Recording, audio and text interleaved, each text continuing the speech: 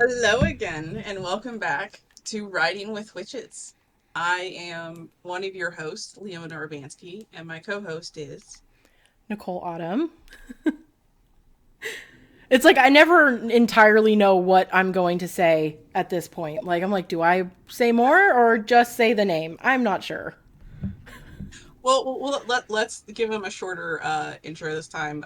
So, as you can tell, Writing with Witches, if you haven't been to our podcast before, we are both authors. Nicole is already published. My debut novel is coming out in early next year. And we are talking about writing books. And we're talking the entire process from brainstorming to actually putting that out on a release date and maybe going further with planning a series. We haven't decided yet. So, Yes. but we're also witches. Yes. So we're going to have a little witchy tip thrown in the middle of this interview. Wow, I'm jumping ahead of myself here. Podcast. In this podcast, my brain is a tornado right now with everything going on in my life. So I'm gonna shut up and let Nicole see if she has any book news. So the biggest book news at this point is I have hired an artist to do character art and help me with Kickstarter stuff because ultimately I do want to do a Kickstarter for this series. So once it's done, I want to do a special edition hardcover series or like a hard special edition hardcover set. That was the word, set. So that is like the ultimate goal and it's going to have like a lot of fun incentives. Once I know more, I will let you guys know. And I should be able to start getting into editing, full swing editing next week. So I'm really excited. But other than that, that's the only news I got. Okay. I don't have a lot of news because grad school has been sucking at my time. I'm on my final 2 weeks, and it's telling. But if you haven't signed up for my Substack already, I did send out the first email with a sneak preview, not only of one of the scenes in the book, but one of the concept arts that my artist has given me for the book cover. And it is not the one we actually chose for the book cover. That one isn't. I'm not sending that one out to the last one, but yeah, I'm excited. Yes. And we have hired the same artist at this point. Yes, absolutely. I'm gonna say her name wrong. Alex Ariolan Design. Oh, I don't remember the last name. I know it's not her last name. It's Alex Ariolan Design. Is Okay. I want to say is the We will look it up and we We will will link it if you're below. on my Substack, I have it in the email. So, and Yeah. I'm sure when Nicole sends out her stuff that she will have it watermarked on there and stuff and all that if she Yeah, doesn't. So, I yeah, I will be sending it out in newsletter form. So I'll have all that. I typically, if I'm using someone's info, I'm putting in their links to their websites and all that stuff too. So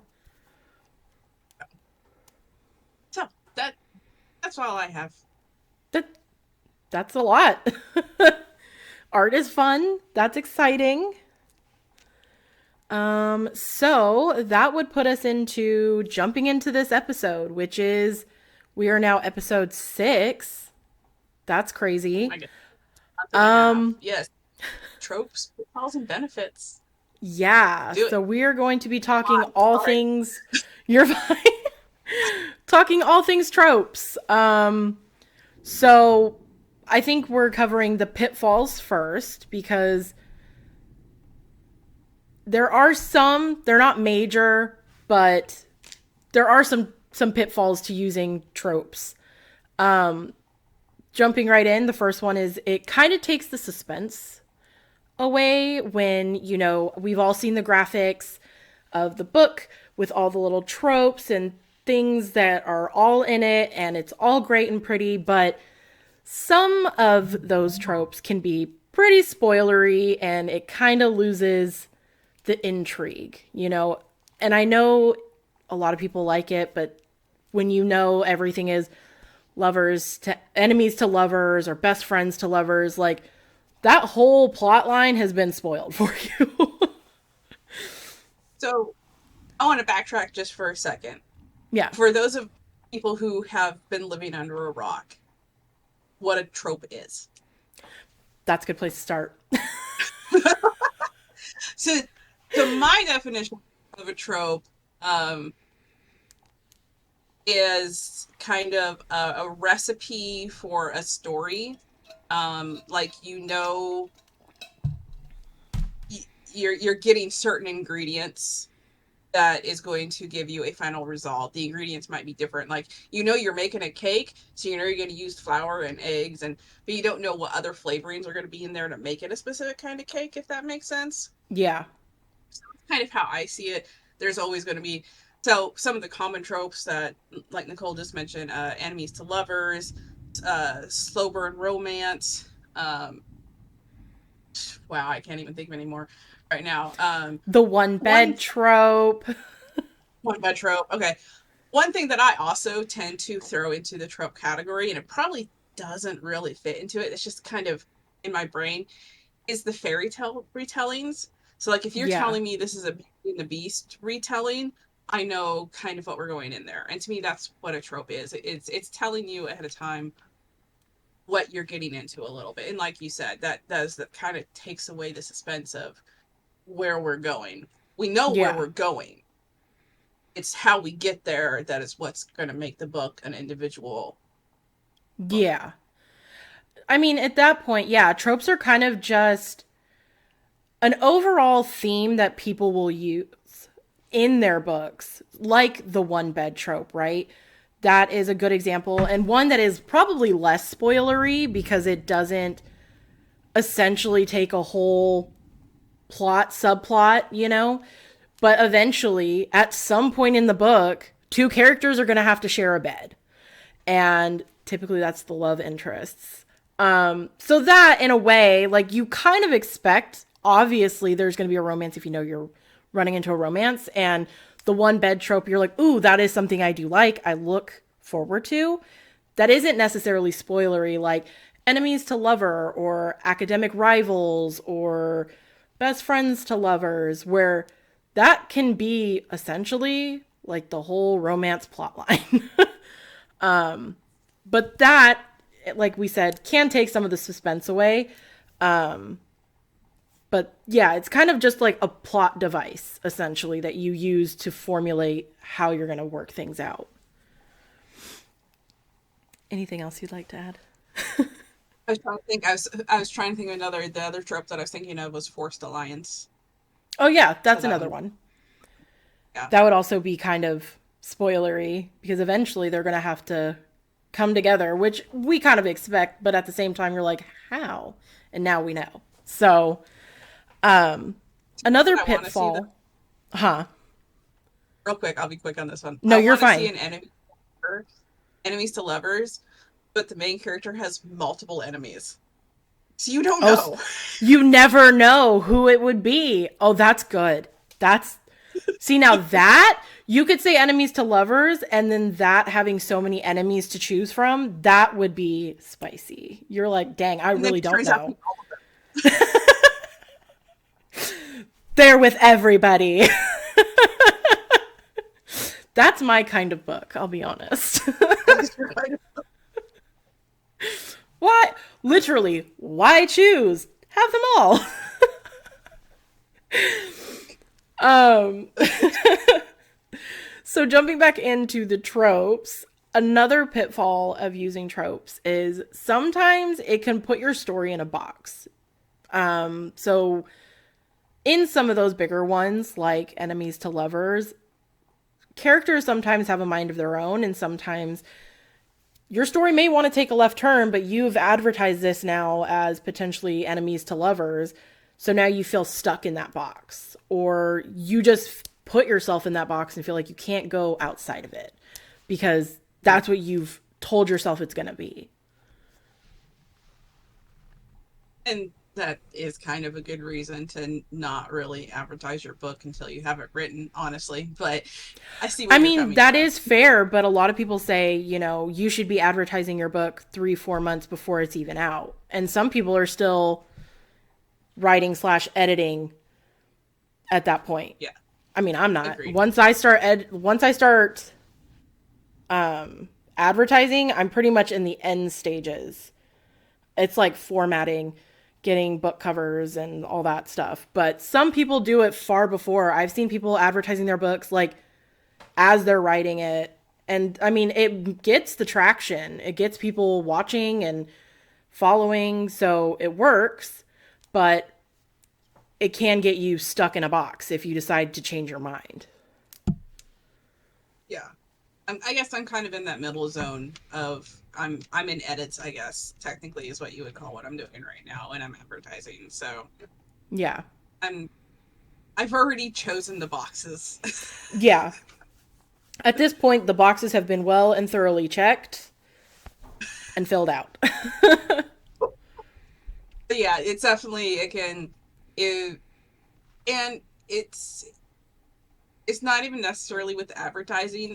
If you've got it stuck in your head that you are writing a best friends to lovers romance and you are trying to force your characters into that arc and it's just not working because for whatever reason the characters are not developing into that personality that would work. I mean, I know people are who aren't authors who have never tried to write a character are like just make it doesn't work that way. It doesn't. You kind of have to go with the flow of the characters because once you've established a character and their personality and their morality and how they act, if you are forcing them to go with decisions that aren't going to jive with that character's personality, it's going to feel very forced. Yeah. And that is one step back. If you're determined to go down this trope path, then it can feel like it's just going to feel very jarring. It's going to feel very artificial, very fake. Now, maybe you're like, I'm doing this, and then it turns out that we'll pull a Hans and Anna moment from the first Frozen. Yeah. I mean that could happen, but it's yeah. Give yourself that leeway when you're writing a book. That wait if you have a trope in mind to start it with, like you really want to write like some of our short stories, we use tropes Mm-hmm. to help kind of give us an inspiration. But I Yeah. know mine not confine itself to that slow burn romance. I don't know where mine's going, honestly. The slow burn is not in the room with us. Slow burn is left building. It has Um, gone left turn. so just don't. My piece of advice with that, and I know we weren't even asking, we're supposed to be talking about the pitfalls, but don't let yourself get caught into that trope trap. Yeah. I mean, and you bring up a valid point because if you're writing a character that is drastically different than who you are, and you do give them a certain set of morals and values and stuff like that, decisions that you would make will not necessarily line up with what a character will make. Especially if you're making a character that is so different than you know, trying to stick to a trope and forcing them to do something because in your mind that's the way it should go, but then the character's like, no ma'am, we're gonna go this way whether you like it or not. And like you said, if you force it anyways, it does seem forced and it lacks chemistry and you're reading it and you're like, I don't know, this could have been written differently. And you can tell on page when that happens. For sure. Yeah. Yeah. So another one is it is harder to stand out when it comes to certain tropes because a lot of people use them as plot devices and marketing. So when you go to do yours, you can sometimes get lost in a sea of people advertising their books the same way. Enemies to lovers has been really big right now, and it has been for the last few years. So everyone's doing enemies to lover, and it's really easy to get lost in that sea of enemy to lovers trope that everyone's looking up. and you can get just lost, especially if you're competing with some of the bigger named authors. Yours will fall to the wayside, unfortunately. As much as that sucks, you could write like the best novel ever, but if you're competing with big names in these tropes, sometimes it happens. So, And I guess that's kind of where me putting the fairy tale retellings into that box comes from, because it is one of those things we've been so oversaturated with the fairy tale mythology retellings. The yeah. big one I can think of, Hades Persephone retelling, or the Beauty and the Beast. Mhm. Cinderella is a close second on that, but it's not quite as bad yet. Yeah. So yeah, you can write the best novel ever, but if people are just tired of this same story being told, and that's, the main way you're advertising your book, that's what you got all the hashtags on, that's what you're putting on the all the marketing, people are going to be like, oh, I'm tired of this right now. you know Yeah. Maybe it'll come back in another year or so. I mean, Yeah. yeah. So you were talking about fairy tale retellings. The other big trope that I know has been really used, especially since A Court of Thorns of Roses have come out, is the trials, right? There's always some form of trials that someone has to go through. That is another one that has been very oversaturated. There's always some type of trial now. So, again, you would be competing with someone like, Sarah J. Maas in that arena. So when you pick your tropes, sometimes picking the most popular ones is not always the best idea because you can get lost. Not then we're not saying don't write the book.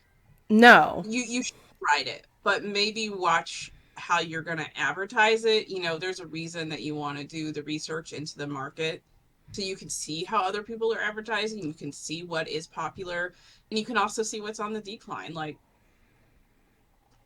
uh a lot of the tropes we mentioned are still on the up and up, but I can definitely see coming up in the next year or so, some of these tropes beat people are just tired of it, because Yeah. all that's been coming out. That's all they've, specifically in the romantasy section, fantasy romance genre. Yeah. I'm not as up to date on like mystery or horror or nonfiction right now, so you can't take my word for that one. But Yeah. that's what we write, so that's what we know. Yeah. We go with what we know. The next one, which I added this to our outline because I remember seeing this video months and months ago. I can't tell you made the video or what book they were talking about. But sometimes authors will take almost every trope they can think of and shove it in a book. And it can make it feel choppy. The plot doesn't always make sense. So don't think, let me use as many as I possibly can in hopes that it would make a great book. Because that video that I was watching, that was her complaint. And I want to say it was a fairly popular book at the time. I can't remember what it was though. And her complaint was like, it was literally every trope you could think of shoved into a book with two characters in it, and that was it. She was like, it made no sense. It was choppy. There was no flow. It was a mess. So don't do that approach either. Tropes are great for helping you steer your book in a certain direction, but trying to throw in as many as possible, it feels forced, and the readers will know. Like, okay, this is literally a trope trap, essentially. Like, where's the substance? That's a new hashtag now, trope trap. Yeah. So, kind of the way I can relate to that is, and I almost hate to make this comparison, but it's the closest thing I can think of, is if you see someone that their clothing, like what they're wearing is like brand name stuff, but they're trying to make the branding on it as big as possible. So they're wearing all these brands, but the outfit doesn't look coherent or put together or match well, or and that's kind of a visual comparison for me of that kind of situation. Yeah. It's like every brand, every accessory they own, and you're like, whoa. Did you look in a mirror? Yeah, I'm sure we've all seen that person walking around. You're like, oh, oh, okay, we get it. You have money. You're fancy.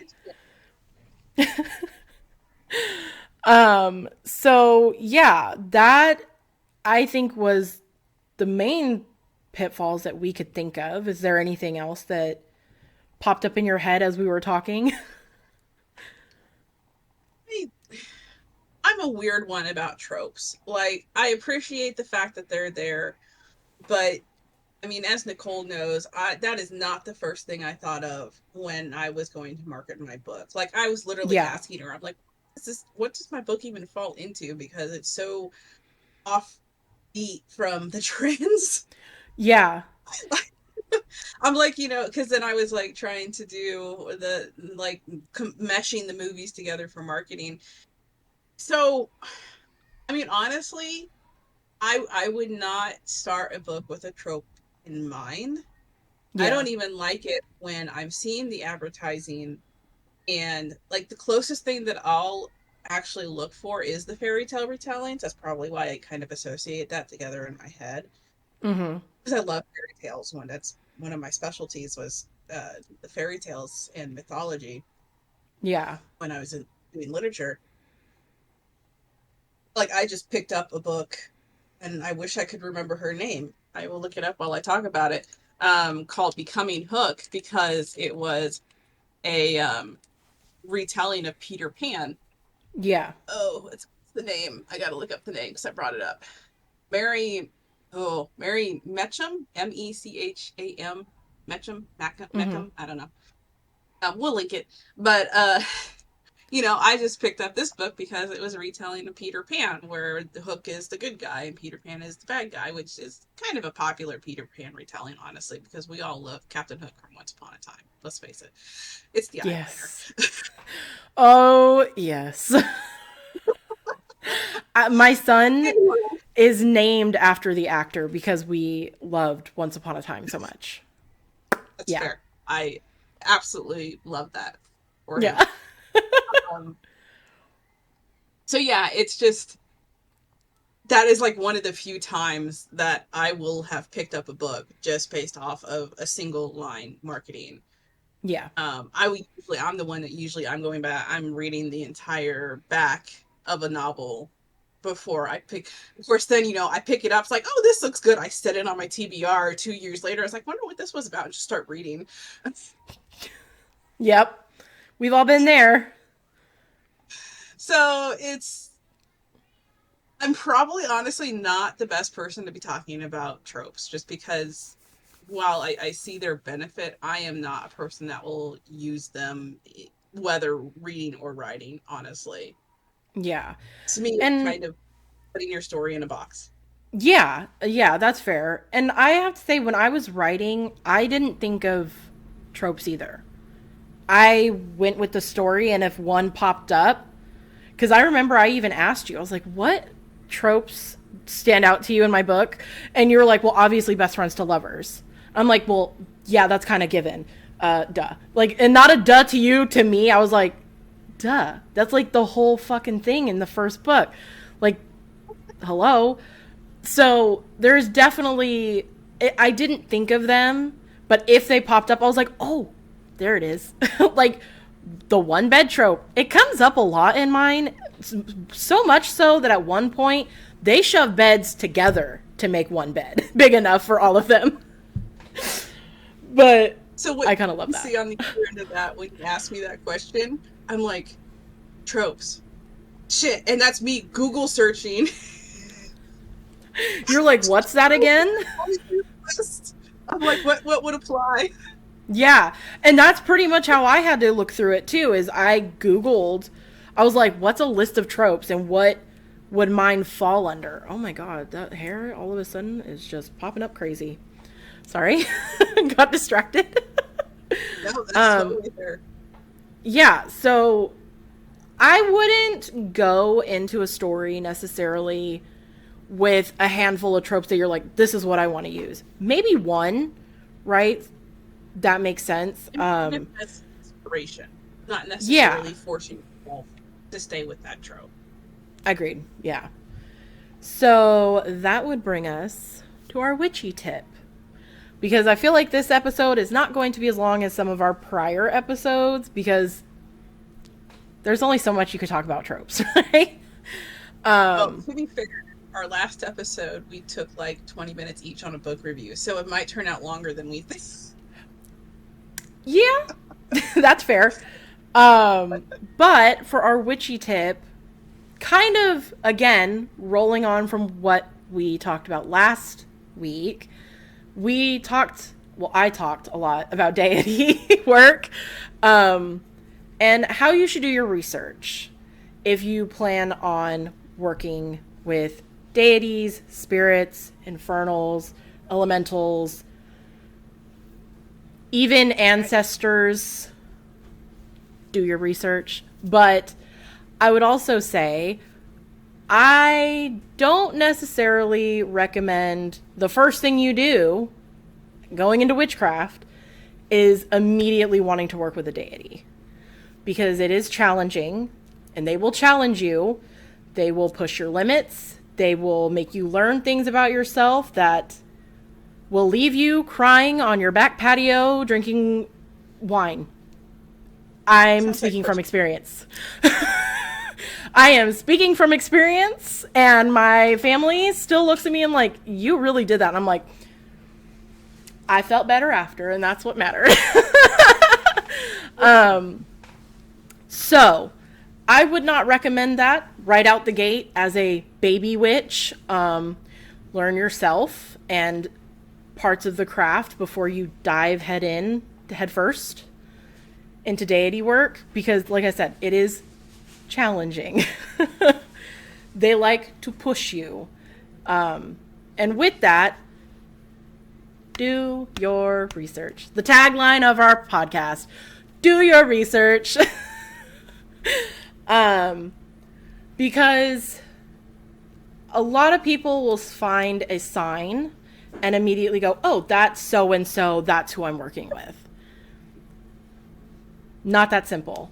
So for example, I work with Hecate, and I did meditations, I did card readings, I did divinations with pendulums. I even contacted an outside tarot reader who specializes in helping people understand what deity's reaching out to them. And this is over a months and months span of trying to figure out who this person, this energy was. And it ended up being Hecate. And it all lined up. There were signs. There were, like I said, the meditations, the card readings, everything. So don't initially think, oh, I saw a deer, I'm working with Pan. So you're like, wait. No. So in that aspect, make sure you're doing the work to figure out who it is, and not just one time, multiple times. Because there are spirits that are tricksters that will like to screw with you and get you doing things you probably wouldn't want to. So, and in that respect, always protect yourself. Protection magic is your best friend. So yes, cross-reference. Do it that. Let me think. What else?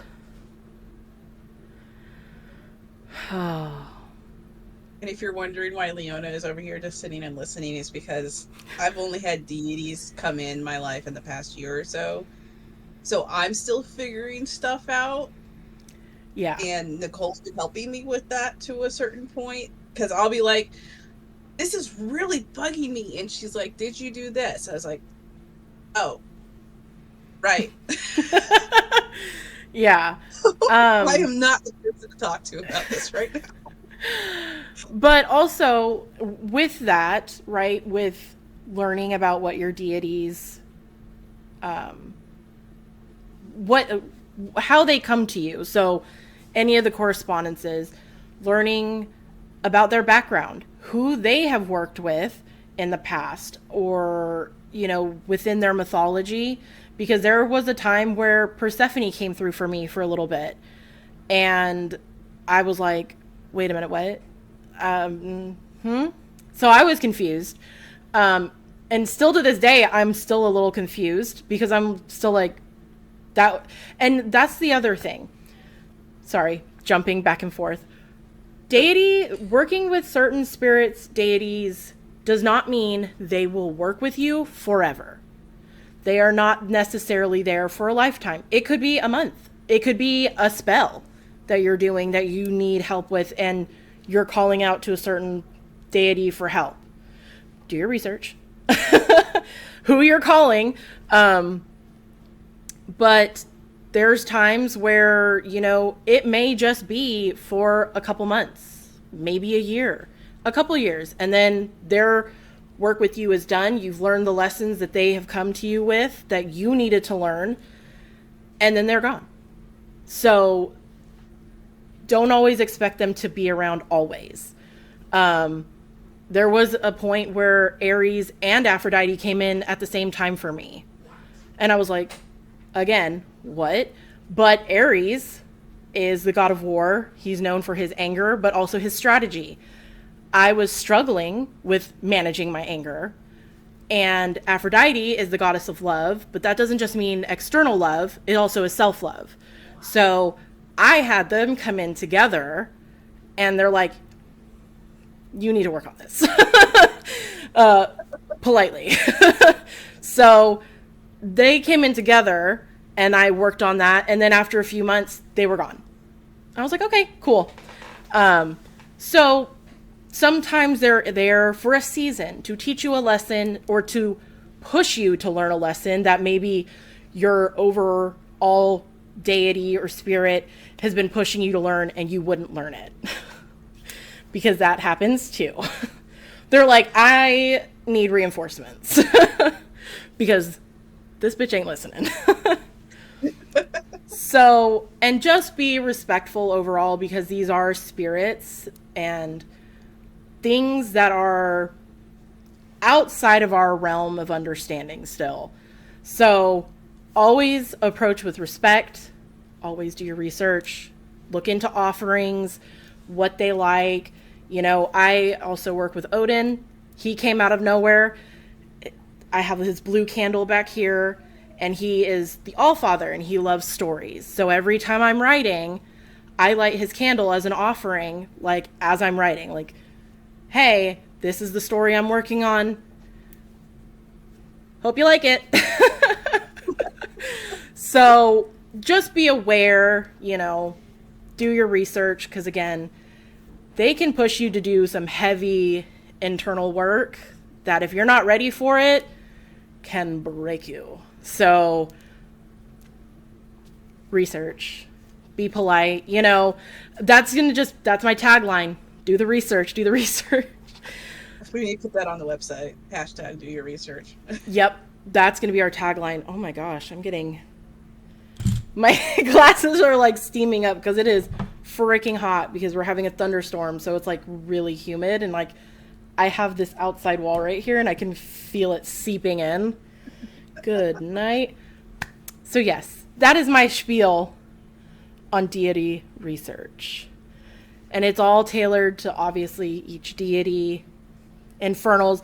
I've never worked with infernals, but there are some good resources out there. Oh, Lord.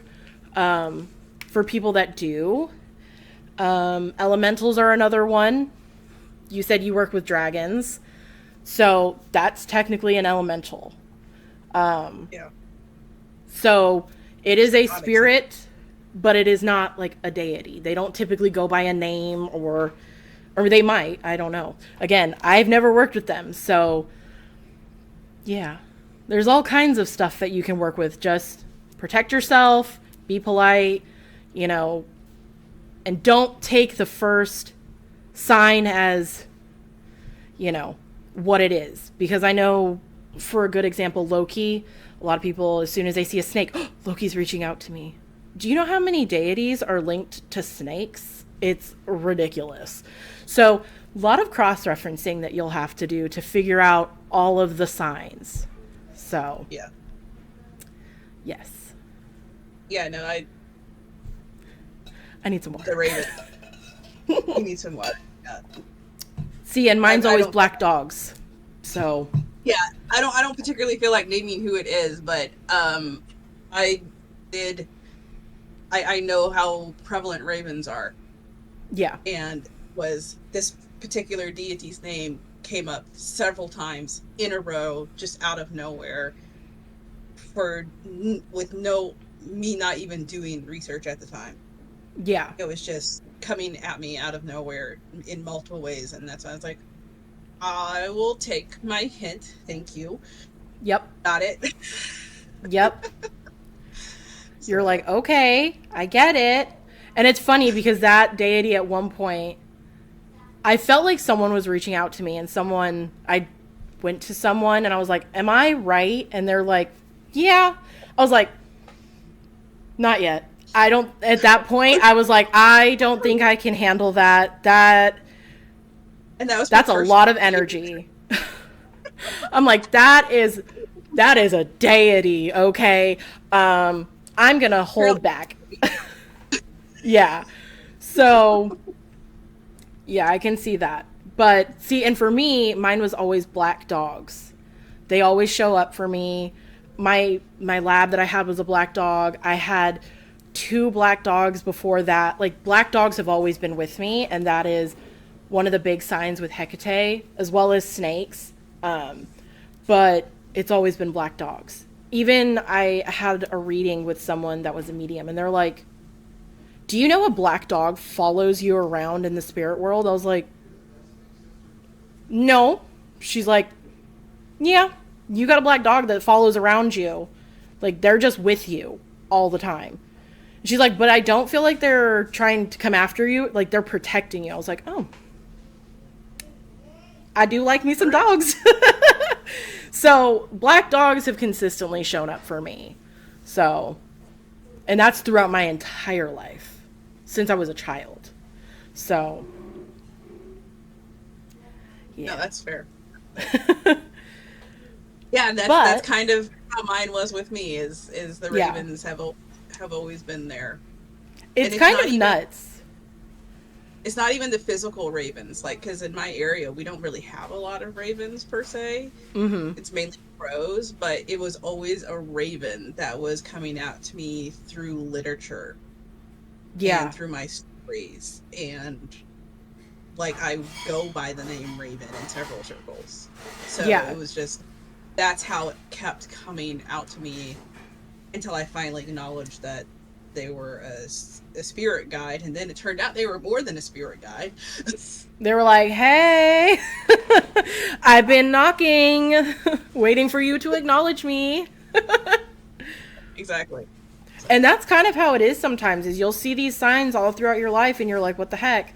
Which I guess that's another point. There are patrons and patronesses that are deities or spirits that stay with you. They start with you, they end with you. Like, they are someone that will be with you as a guide your entire life, which sounds like yours is, and mine is. So it's, Yeah. yeah, they can sometimes be essentially the guardian angel, right? Like, without being the angel, but they're always there. They're there to help protect you or guide you. And sometimes that hurts because life sucks, but Yeah. you know, they make you learn the hard lessons. That's for sure. Yeah, that's something coming through right now, honestly. They're like, Pretty much. yeah. You're like, damn. Okay. You're like, okay, I'll deal with that when we're off. Not right now. I'm getting it beat over the head enough anyway. Yeah, that's kind of how it is. I mean, and sometimes it's like when you don't pay attention, they will find ways to get to you for you to listen. Like, that was, for example, the opportunity thing that I've brought up before in the past, right?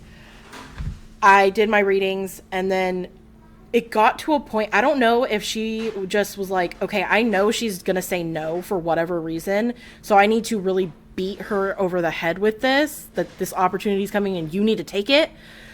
It was to the point where even TikTok, right? My TikTok, I don't really watch anything witchy related. It's book related stuff, like marketing, author, like it is book curated essentially. Out of nowhere, I get a freaking TikTok that's like, "Stop, Hecate's calling to you." I'm like, "Oh my god. Sweet baby Jesus. What is happening?" And it was about the opportunity. I'm like, "Okay, I get it. I'll take the opportunity." Holy shit. And that's why when you were like, "Do you want to do a podcast?" I was like, "Yes. Yes. Yes." Yes. Do you hear me? So, yeah, sometimes they can be relentless in your learning and your lessons. So, anything else, or can go back to tropes? I think we need to go back to tropes, or we're just gonna Okay. keep digging that hole for ourselves there. So, moving on to the benefits of tropes. Oh my gosh, this one spot is just will not. It's like, I know, like both of our eyes were it's burning tonight. Some of our so mine burning it's like so crazy. hot. Okay, here we go.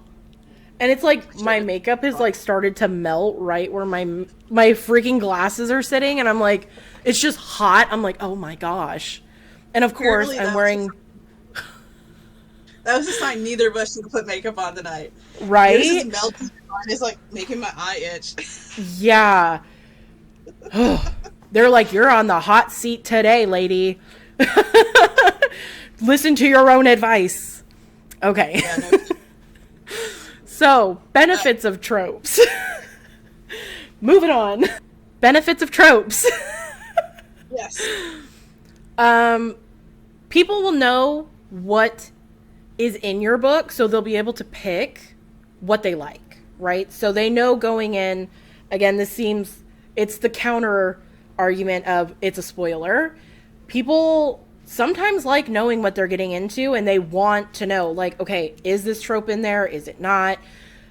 It's something that can help them decide whether or not they want to invest and purchase your book.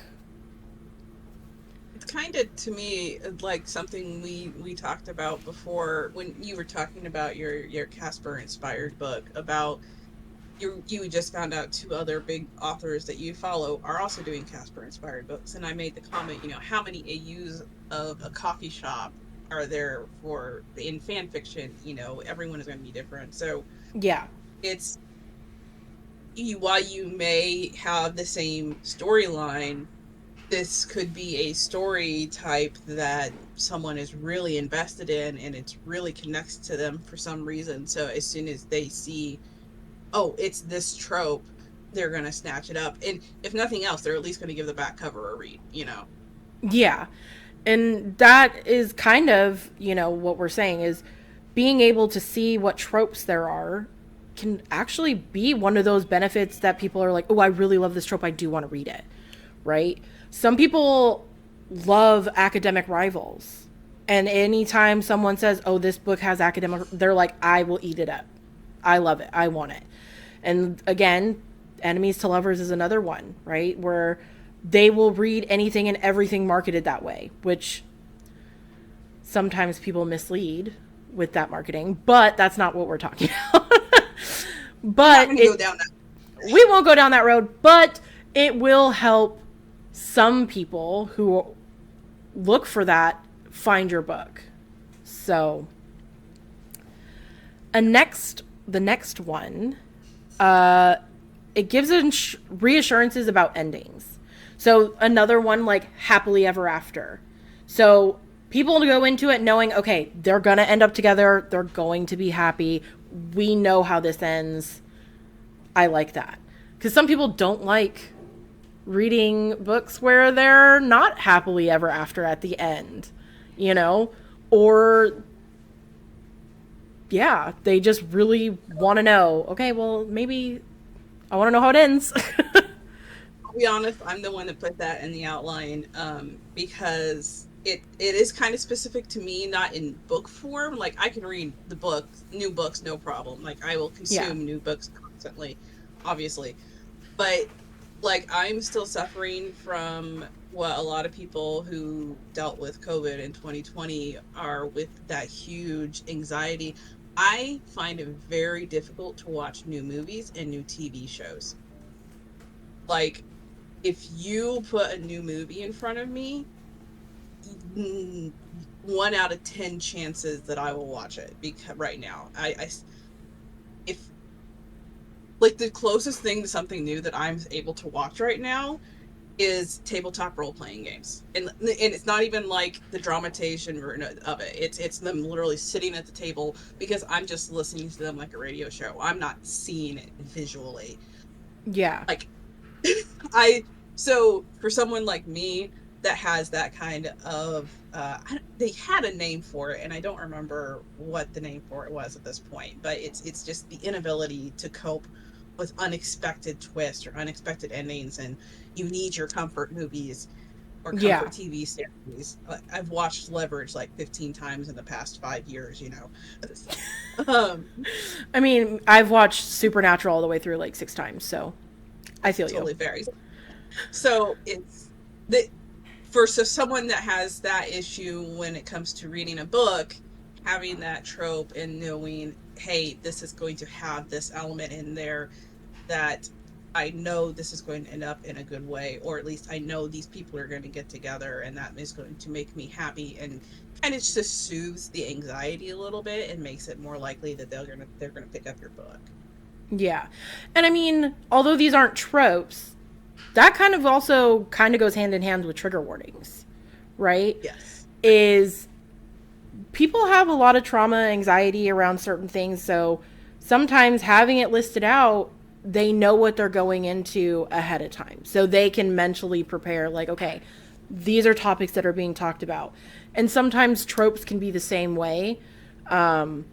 Especially with some of the darker tropes, having that reassurance of, okay, I know what I'm going into, I know what to expect. It shouldn't take me so far off guard that I put it down and I can't pick it up again. So And I never then thought of it like that, but yeah, and then you have the people who take a trigger warning page as their trope list. there is that too. Yeah, yeah. There are those. um, That's why that's in there. no, I mean it's a valid thing though. I mean, some people like to know what they're getting into, and having that trope list, can help. Yeah. So the next benefit is it can give author a guideline to follow, right? So if you're deciding to use tropes and you don't squeeze yourself into a box, right? We talked about that. This is the flip side of that conversation. Um, it can really help you progress through your story. Like, I would struggle with enemies to lovers because I just want everyone to bang as fast as possible. I'll be honest. I want them to bang and fall in love quickly. Not for you.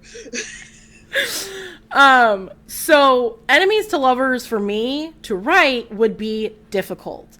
But having that and knowing that they're supposed to be enemies, sometimes it could help reinforce that for me because like I said, sometimes I'll just, well, maybe just slide in. No, no, no, no, no. They're supposed to be enemies. So it can also act as a reminder when you're trying to when you're trying to push your will of let's kiss and make up when that's not always the best way to do it. So it can help guide your story and remind you like, hey, this is what it's supposed to be, you know. Yeah. Sorry, And my phone just went off. it is a good, useful, well, she deals with that. Yeah. It is a good way to help you move forward, especially if you're stuck in a story on you're like, okay, where does this trope normally go? It can kind of give you that that vague path to follow on like Mm-hmm. where you needed to go next. If you're being a pantser like Nicole and just writing it out and you hit a stopping point and you're like, okay, where should this go next? You can have that trope like, okay, this is what we're doing kind of guideline. Yeah. It's kind of like you just pull it out of your pocket and you're like, well, we could do this to help the storyline progress. So in that way, it's definitely a tool to keep things moving. And if it is in a spot that it doesn't feel forced, right? That could just be a little fun surprise. You're like, oh, kind of like in my short story, the one bed trope makes its reappearance, and Leona read it and she was like, oh, the one bed trope. Ooh, I love it. So wasn't expecting it, but it's sometimes you throw it in there and you're like, oh, that's a pleasant turn. So it's definitely a tool to be used, and be able to spice things up sometimes when you're struggling. Yeah.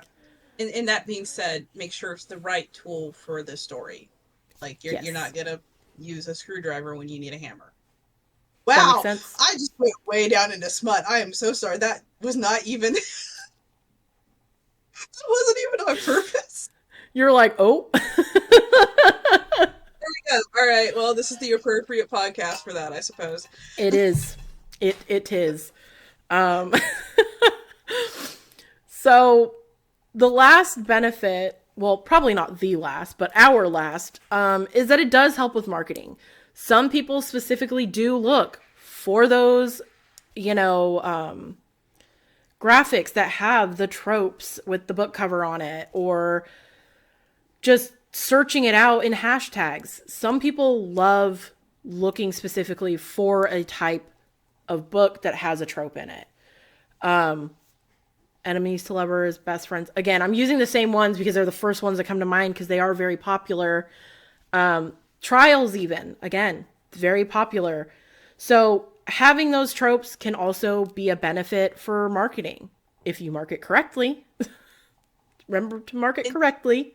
and it's not even new books. I'm bringing this up because the eighth Green Rider book by Kristen Britton, Falling in a Sea of Stars, is coming out in October. And this book has been going on, this series has been happening since the mid to late 90s, before tropes even became a term that was being used. And I just saw an Instagram marketing for it. I mean, I'm going to pick up the book and read it because I've been reading this book for forever, but Mm-hmm. that had all of the tropes that apply to this book. So even the traditional publishers, because this book is traditionally published, are digging into those using the tropes as marketing. So don't be afraid to use it as long as, like you said, market it correctly. Yeah. Because people are going to be looking for it. Yeah. So it could definitely be that tool that is in your toolbox that you use that can help you with your book and writing and marketing, or it could become a hindrance really quickly if you overuse it. So Mm-hmm. just keep that in mind when you do dive into tropes. So you just got to balance it right. It's all about balance. Yes, it's we've literally, I think every pitfall and every benefit we've given tonight has been opposite ends of the spectrum for that Yeah. particular thing. So it's finding that medium, and keeping that balance so you're not tilting one way or the other. Yeah. So, use it, but don't oversaturate, but also use it. Yeah. I mean, and that's the thing is when you're writing, a trope is going to come up. It's bound to happen whether you want it to or not. Like mine. Mine was best friends to lovers. Did I specifically say I'm going to write a book with best friends to lovers? No, I didn't. It wasn't even a thought in my mind. But as I wrote it, that's kind of just how it happened. I mean, technically, why choose is another trope. I did kind of go into it like, okay, I do want that. But I didn't expect it to end in a polyamorous relationship where they are kind of all together. So sometimes you're just going to write the tropes, whether you're meaning to or not. And I feel like those are probably when it's best done because you weren't like, oh, I have to use this trope, or I don't want to use this trope. Sometimes it just naturally happens and it just Yeah, because works.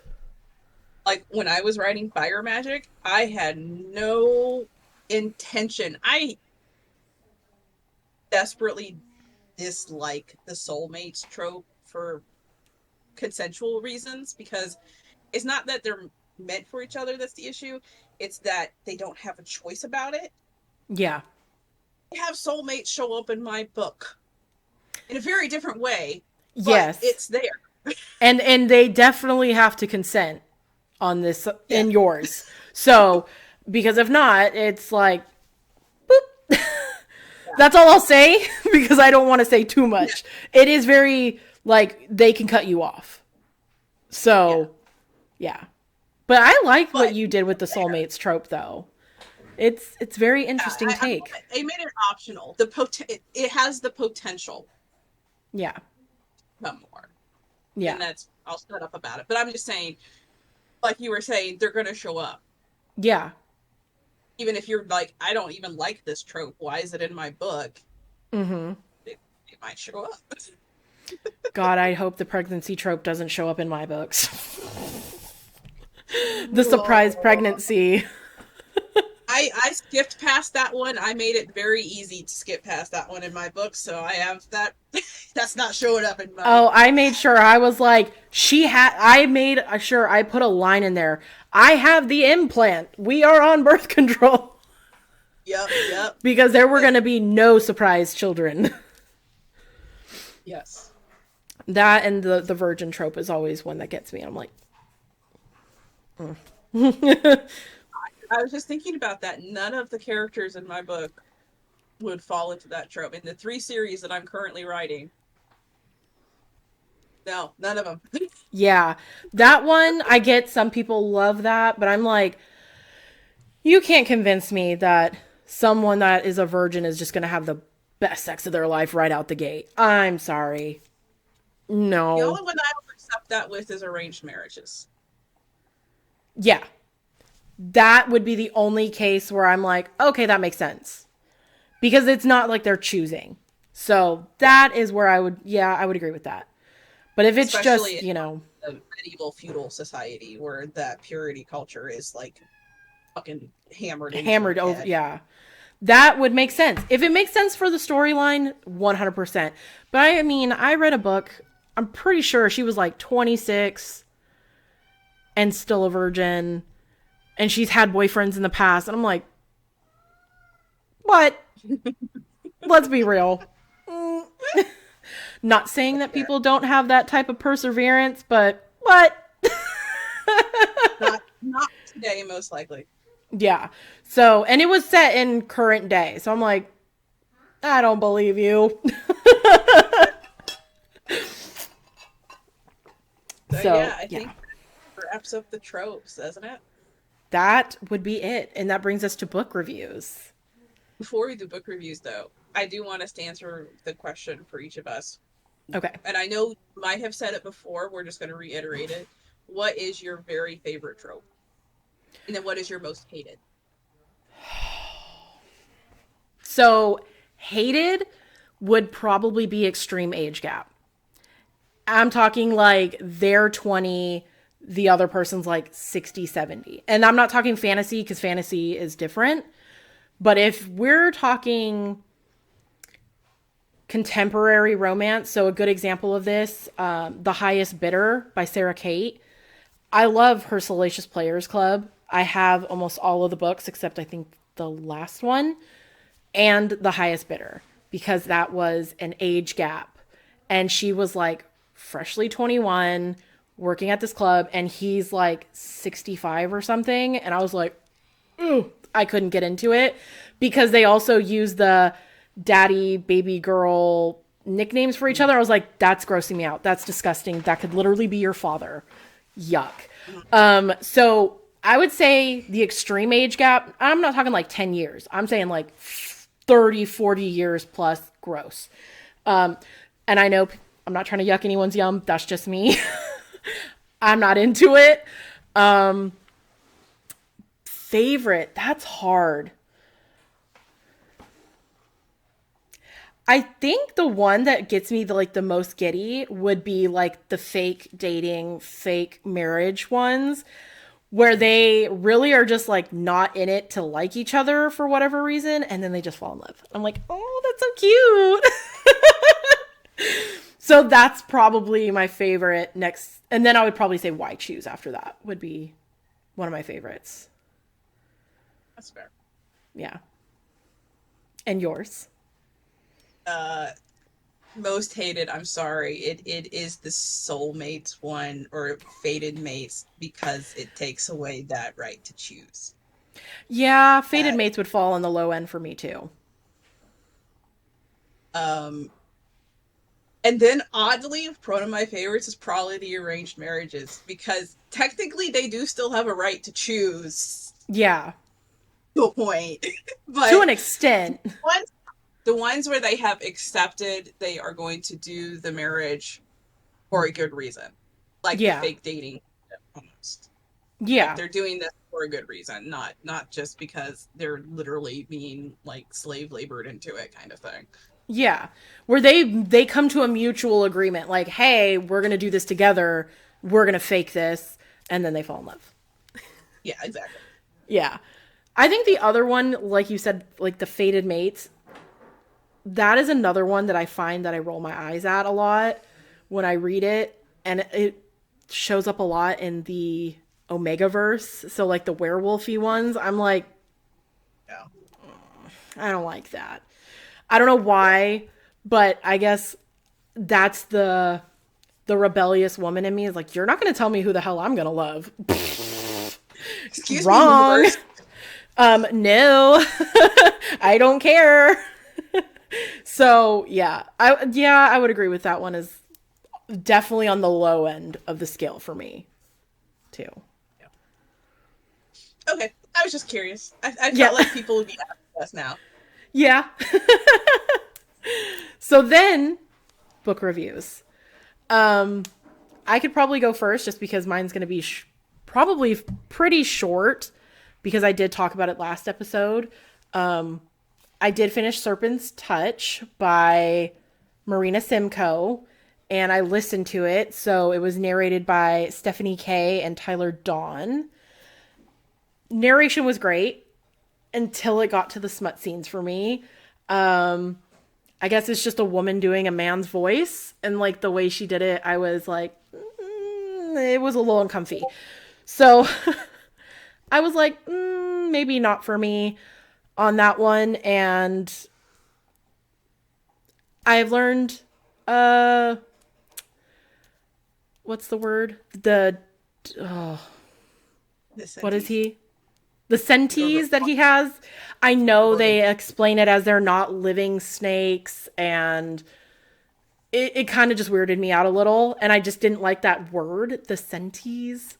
And I'm like, So at that point, I had kind of like, okay, book was great. I did like the overall storyline of, them being essentially at this circus sideshow or freak show type of deal, the menagerie. That was really interesting. And her just being raised around these creatures. That was super interesting. Love that overall storyline. For whatever reason, couldn't get into the smut on this one. I'm like, maybe monster romance isn't for me in that one. We have found that monster romance is not Nicole's thing. At least, I don't know. Maybe it's because I couldn't get past the whole they look like snakes, act kind of like snakes, but then they try to explain it away that they're not really. They're like appendages like fingers. And I was like, I don't know. Maybe not for So, me. if you're willing to give it another shot, her Call of Water is Hmm. in that same freak show world, but Okay. he's a siren. That I might be able to get behind. I think it's more so just the snake thing for me. Yeah, I was like, that's I think it's just that. Because I've read ogres, I've read aliens, like I've read some weird ones, and I'm like, oh, okay, yeah, like, was it my favorite? No. Could I read it? Yeah, enjoyed it. So I just think it was like and them being called senties. I don't know why that word just bothered me. It's like how some No, people are with moist, you know? I'm like, I don't like that. it's odd that you bring that up because in the book, every time Senties is, I'll quit saying it for you. Every time it's said, it is in italics. Is it So really? yes, yeah. Yeah. But she may have also been pronouncing it weird too. Well, I mean, Like she I said never, it exactly like that. It's like because I never senties. pronounced it out loud until you said something to me. So now Really? that's So just how how were I'm. you pronouncing it in your head? I wasn't because I was reading it. I don't read it out loud in my head. I just read Oh, so it. I there's do you don't not say like it. It was just Oh. what I thought of the word. All I thought was how it's spelled. I didn't actually try and pronounce it. I'm weird. Oh. I'm No, I that mean person. that's just like that inner dialogue thing. Like me, like I hear the words as I'm reading it in my head. Yeah, I'm that person that I don't. It's very hard for me to see images and pictures in my head. But at the same time, it's not an inner dialogue. It's like watching someone type in Okay, my head. yeah. Okay. Well, So I that's don't different. actually hear it. Yeah, see, Yeah, and in my head it's like I'm reading it. So like if I read email, I'm hearing email in my head. It's not the and word, I'm hearing it. Oh, okay. Well, that's new. Never knew that could work. it's a weird one. Hey, but it works. So everyone's brain is a mystery, that's for sure. That is true. So yeah, I recommend if you're willing to give her another shot, Call of Water. Okay, I'll look at that one next. But I did start. It's called Whispers of the Deep, and it's by Emma Ham, and it follows the Undine. So it's essentially like a merman. So I'm like, Yeah. the monster romances are popping up for me.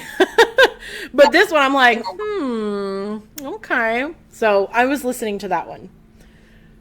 That's fair. So, your book review. Okay, I'm going to preface this with there is a decent amount of trigger warnings for this review. If you cannot tolerate listening to a nonfiction book review about child sexual abuse, skip this review. Um, Also, to preface this, I am reading this book as research for a character in a book. And the book that I was reading is called The Courage to Heal, A Guide for Women Survivors of Child Sexual Abuse by Ellen Bass and Laura Davis. Sorry, my And oldest is standing off to the side being weird. Go ahead. there's some levity for your moment, for the moment there. Yeah. Um, and I'll be honest, I went back and forth on if I should review this book because it is hard topic. And I'm actually reading another book about sexual abuse and straight up sexual assault rape. Mm-hmm. And I will probably review it because she was making the points. I mean, literally the name of this other book that I'm reading, it's called After Silence. Yeah. And it's how much we have silenced these people's stories. Mm-hmm. And we don't want to hear it because it's Yeah. hard. It's uncomfortable. That is why I made the decision to review this book here, because if you are someone who has been a victim in this way and you don't know about this book and you happen to be listening to this podcast, then I think you should know about this book.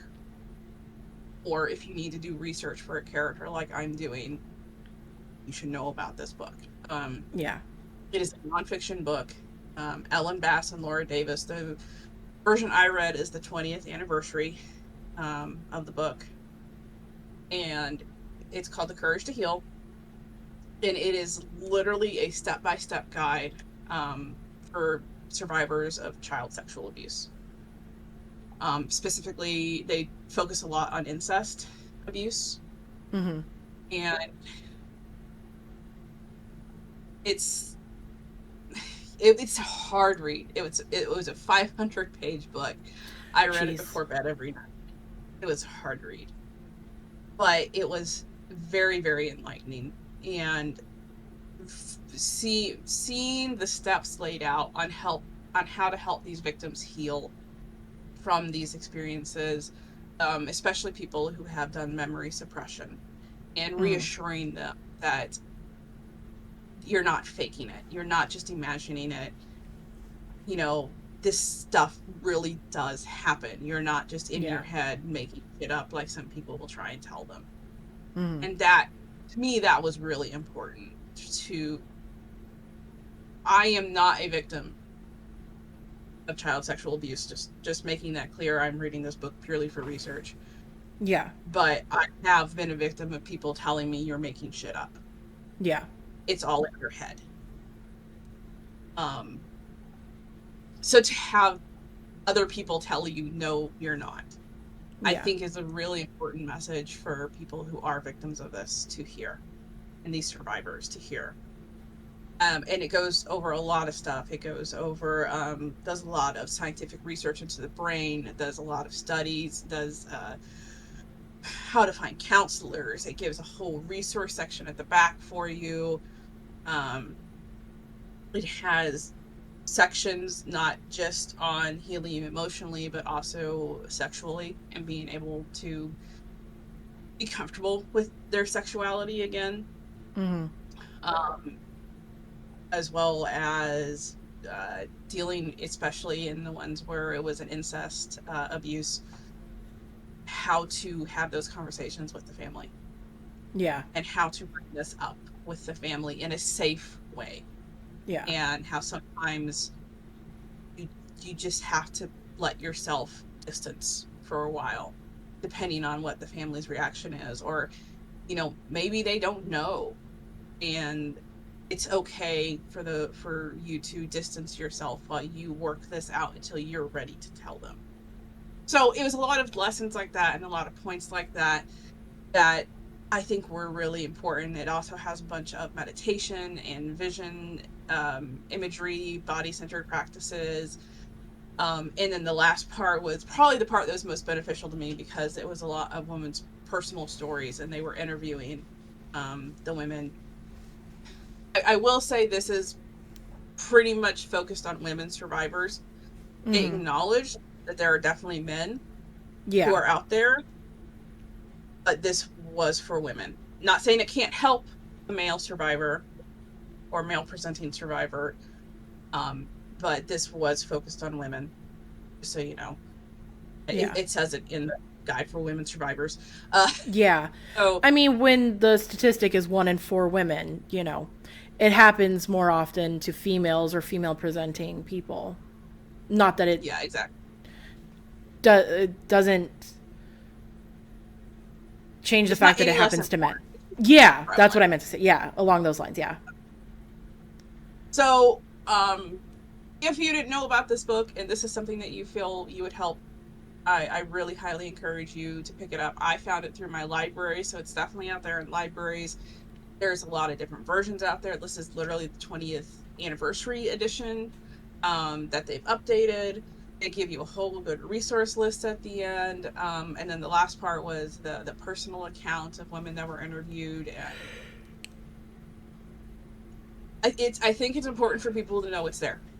Yeah, I guess is all I can definitely. really. So I I'll mean, be a little it. shorter. I mean, I agree because there's. I mean, that topic comes up in my first book. Yeah. And it is definitely something that women and men do deal with. And having that as just a resource, whether you're an author or someone that has gone through that, is always nice. They do have actually a section in here specifically for partners of Okay. survivors. So Well, that's nice then, knowing how to handle that situation and how to interact with someone that's gone through that. That's that's very important. And I think that was probably why I ended up writing it in my book, because I have not personally experienced that, but I know a lot of women who have. So that is a subject, although it is very uncomfortable, it's very gritty and it's hard to read. It happens daily, to a lot of women. So mhm. sometimes you can't stray away from the uncomfortable topics, and you have to research things that are not fun to research. And I mean, you were reading that before bed. I don't know how you did that, because God, that would have been hard to go to sleep after reading that. It was. I sometimes could only manage a few pages Yeah, I can at imagine. night. Yeah.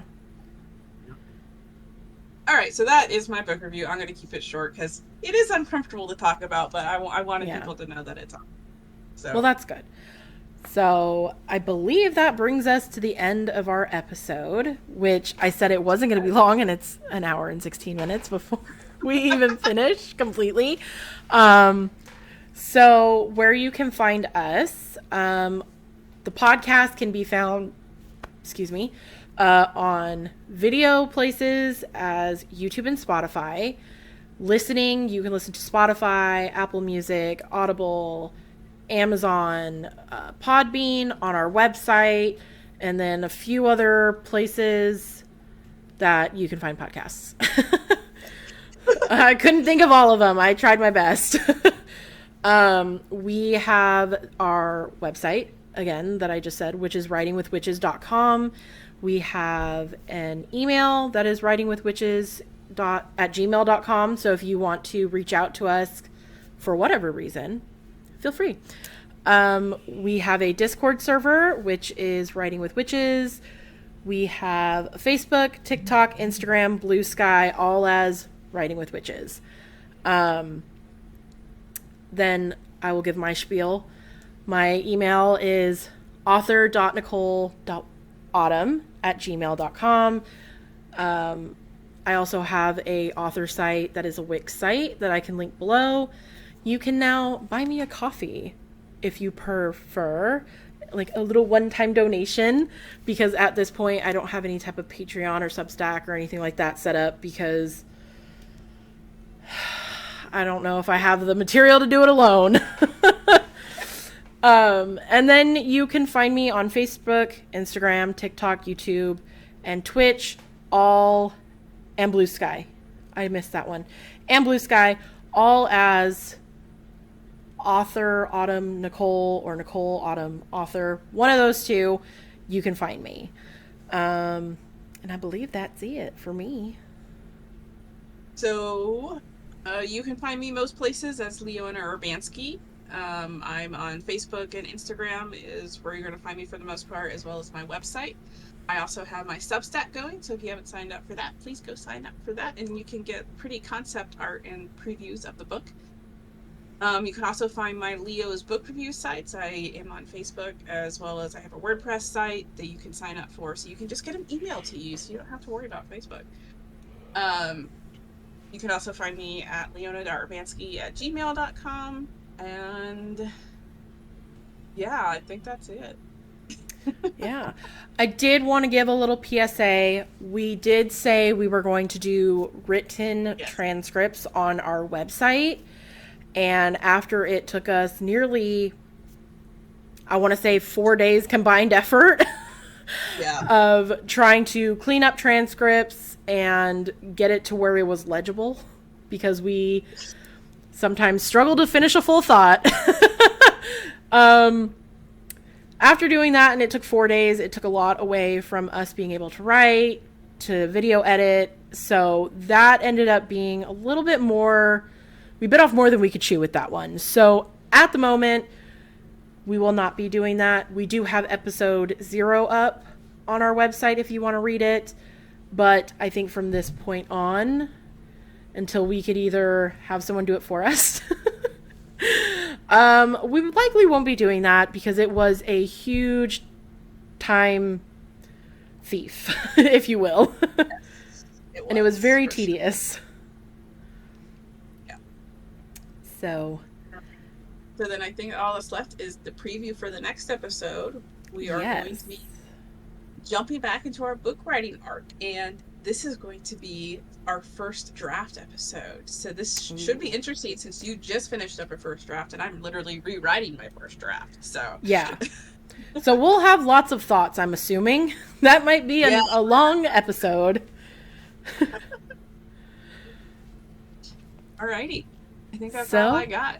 Yeah, so come back for our next episode next week, which will be dropping on next Tuesday. Tuesday. Yeah, next Tuesday. I forgot. I was like, what day am I on? I don't even know. Okay. Good thing we. So we will see you guys all next week. Bye bye. Bye.